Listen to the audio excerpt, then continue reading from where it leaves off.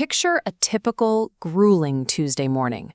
You are staring down a calendar blocked solid with meetings, endless deadlines, and obligations. You haven't had a full night's sleep in weeks, and you are running entirely on the fumes of yesterday's momentum. When you hit this level of fatigue, your brain starts throwing up roadblocks. You feel a sudden, intense lethargy, a deep physical resistance to answering even a simple email. These mental blockades function as a psychological check engine light, signaling a critical need for rest. Pushing through these baseline signals sets the stage for a total structural failure. Ignoring the warning signs only ensures that the eventual breakdown will be more severe. The modern worker often attempts a hack to bypass this exhaustion. Instead of yielding to the deep fatigue, they use a quick wellness routine to override the biological need for recovery, attempting to force the system back into productivity.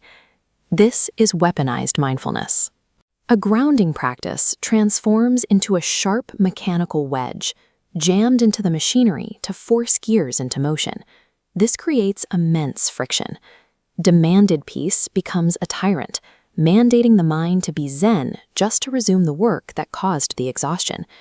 Using a tool of serenity to forcibly accelerate a depleted system guarantees a collision. The intense internal friction between the biological need for rest and the external demand for output eventually reaches a catastrophic breaking point.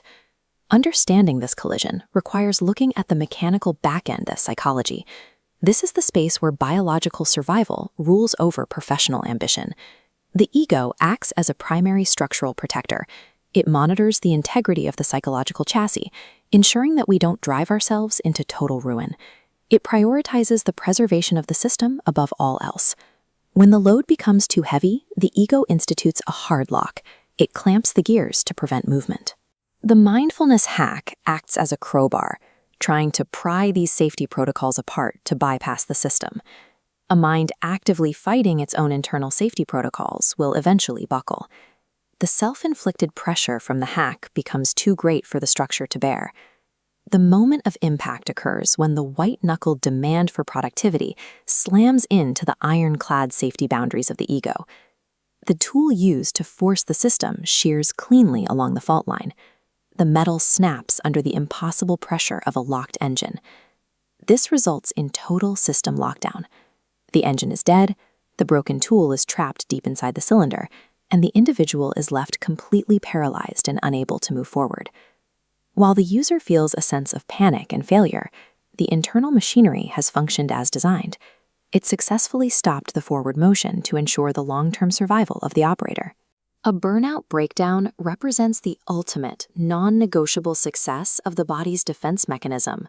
The system has prioritized survival over the demands of the schedule. This failure triggers a karmic invoice, the inescapable energetic debt incurred by trying to bypass rest. The costs appear as lost wages, canceled meetings, and the sudden, forced absence from daily life. Repairing this damage requires a complete dismantling of the steering column. There is no quick way to extract the broken parts. The user must invest time into taking the system apart to clear the wreckage. Extracting energy forcibly always leads to a forced extraction of currency and time. The universe balances the books by making the operator pay for the rest they tried to skip. The process of dismantling the ignition and cleaning the gears is what builds structural integrity. By physically stopping to inspect where the friction began, you rebuild the system to handle future loads with grace, ensuring it no longer requires force just to start. This manual inspection leads to integration. The psychological engine is rebuilt to respect its own safety protocols, allowing it to operate without internal conflict. Meditation exists as the space inside the cylinder. It creates the room for the machinery to move freely, shifting the focus from a tool of force to a practice of surrender. We must stop using our peace as a crowbar and start using it as a hammock. Yielding to the breakdown allows the system to reset, because the break itself is the meditation.